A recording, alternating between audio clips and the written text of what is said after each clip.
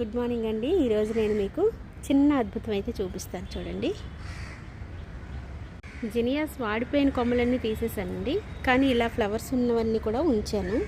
So వాటిలో కొన్ని flowers ఇలా వాడిపోయాయి. వారం రోజులుగా పడుతున్న వర్షానికి వాటిలో నుంచి చూడండి కొత్త మొక్కలు అయితే ఎలా వచ్చాయో చూసారా.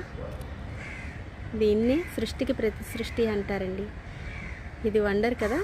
తాను వాడిపోతూ కూడా కొత్త జన్మనిచ్చి వెళ్ళిపోతుందండి. ఇదేనేమో అమ్మతనం అంటే.